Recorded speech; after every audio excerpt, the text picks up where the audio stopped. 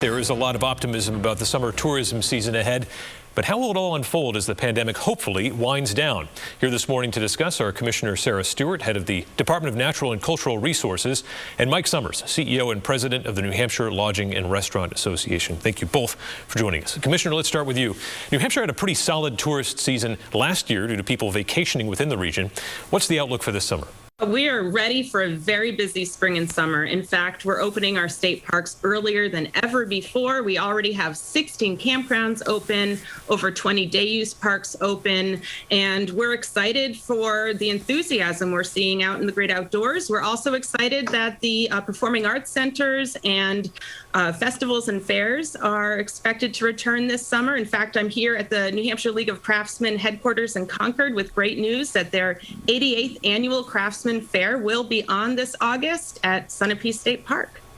Sounds great. Mike, for your members, this is a time of hope, but also a time of some unknowns and adversity. You have one segment of the public that wants to get back to normal as quickly as possible, and another group in the public that wants to still be cautious and conservative about the pandemic. How do your members serve both of those markets under one roof? Great question, Adam. And frankly, it's a time of great uncertainty within the industry. So you're right. There are certainly customers out there who are very cautious, still want to maintain the mask wearing and et cetera. And then we have others that couldn't take them off fast enough. And that's true also for our employees and for our businesses. So there's certainly a great deal of uncertainty, but I think we should all realize that this was going to be the case regardless of when this took place, whether it was now or 3 months from now. It was going to be a transitional period, and we're working through that. And really, we're just asking our customers and our employees to just bear with us. We're going to take this at a pace that our customers and our employees are comfortable with, and we're all going to get through this. It's got to be tough, though. You've got, in some situations, like a pizza place, you've got teenagers trying to ask adults, hey, do you mind putting a mask on? That's not easy. You're right, and that's been a challenge throughout this entire pandemic, to be perfectly honest.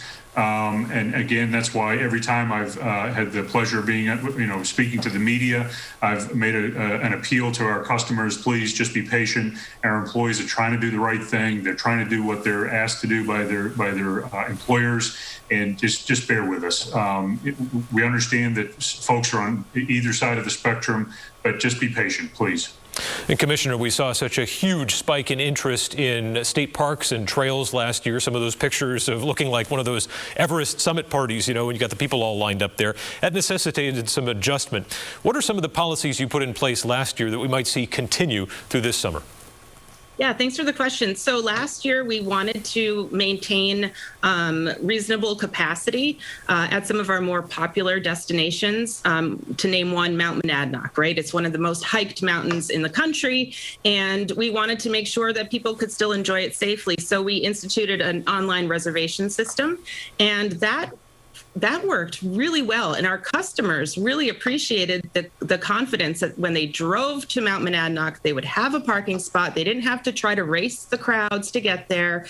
Their experience was more pleasant because they weren't in an overcrowded situation. So we are going to maintain the reservation system at a lot of our day-use parks, and for that, I encourage viewers to please check out our online website, newhampshirestateparks.org, so that you can make sure that you can make your reservation and have a wonderful experience outside.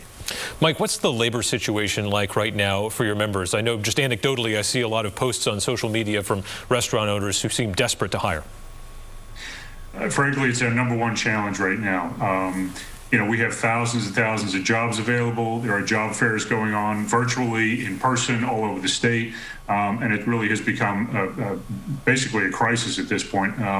And compounding all of that, we're having shortfalls in the H-2B and J-1 visa programs. So there's just a whole raft of issues that have led to really this shortage. But it has become really desperate for a lot of businesses. And I'm sure you've seen, Adam, that some of these job listings, the wages have jumped up dramatically. There are signing bonuses and all other kinds of crazy or interesting and creative ways that they're trying to attract workers. But it certainly is going to make for a very challenging season. And Mike, do we know what's keeping workers out? Is it essentially the added unemployment? That doesn't seem like it's that huge of a population in terms of the unemployed.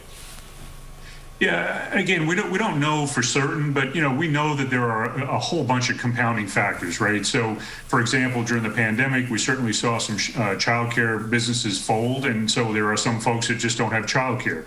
There are some situations where we just saw recently there was a school that had to close due to a number of cases of COVID, and so there are just going to be childcare issues. There are going to be some folks that have health issues. There are a variety of things that lead to this. Is the expanded unemployment a contributing factor? I'm sure it is for some, but I don't think that it's the panacea. It's not the ultimate that covers everything. I think there are a variety of things that are really leading to this challenging situation. What about on your end, Commissioner? There are a lot of employees needed, temporary, seasonal, and all that, to keep the tourism economy going. What have you seen and heard, particularly within your department, the people you need to add to try and get things up and running? Yeah, so hiring seasonal employees is top of mind right now. There are plenty of jobs still available, so check out our website and encourage friends and family members to apply. They're really fantastic jobs in some of the most beautiful parts of the state. So we are definitely still hiring. With the similar situation, the J1 students are not available as we usually rely on them in this season. So we will have to beef up our own capacity to deal with cleaning bathrooms and making sure that our trails are safe. So we're in the same boat as Mike, and everybody is hoping that we'll have enough staff to carry out all that we need to do. And I'm confident that at the end of the day, we will. You're confident you'll find them, but are there any areas in particular where you're kind of worried? I know municipal hiring has been difficult. A lot of those students who normally fill the lifeguard jobs are just not showing up this time around. Yeah, I think our lifeguard situation will be fine. We have a winning team out in Hampton Beach State Park, and so it's a draw for folks that want to be lifeguards. But beyond that, just maintenance and cleaning. We want to make sure that trash is taken care of regularly at places like Hampton Beach. So that I would say the Seacoast is where we're putting a lot of that extra effort. What about the overall economic health of your industry, Mike? There's been so much federal money pumped in, the PPP, and now we've got the Restaurant Revitalization Fund as part of the new Relief Act. Do you think, though, that the restaurants and lodging will need more? I do, and just as an overall kind of a landscape perspective, I guess, a very challenging time for the industry, and frankly, without all of the aid that the industry has received to date, many businesses just wouldn't be here. So can't overstate how important PPP and all the other programs have been to the industry. The Restaurant Revitalization Fund, I don't know if you've seen those numbers, but they've had 286,000 applications, which totaled like $69 billion, and there's only 28.6 in the program. So we are reaching out to our congressional delegation, urging them to work, with the rest of Congress. We're going to need another round of funding in the Restaurant Revitalization Fund.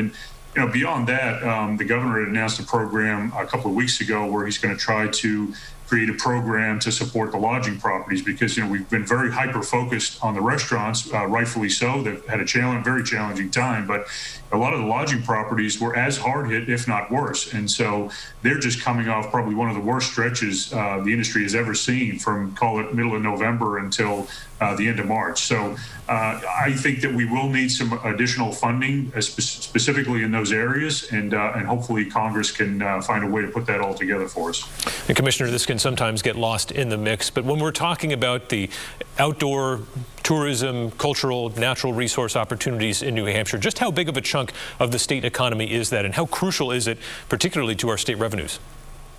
Yeah, I know it's a big piece of the pie, and it's sometimes hard to track, because when you think of a local performing arts center or a theater, in many cases you're paying parking, you're going out to eat before, you're hiring a babysitter. So there's a lot more than just that ticket price. Hopefully you're staying over at one of these lodging establishments. So it all adds up, and as the arts and culture venues start reopening and attracting crowds, I think that you'll see the restaurants and lodging benefiting from that. It all has to work together to be successful. And I think, last year we saw a lot of creativity with outdoor events and stuff.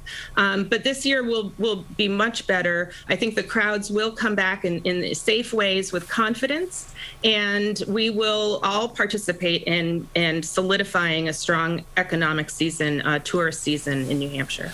And Mike, last question to you here. We don't know what we don't know, and that's so much of what the pandemic has proved to us, at least on the academic side, the economic side. What are you worried about, I guess, as we hit the next 6 months or so this year? Frankly, I think the two pieces. I think we're looking for some additional aid to kind of really make up the shortfalls that we had from the last 12, 14 months.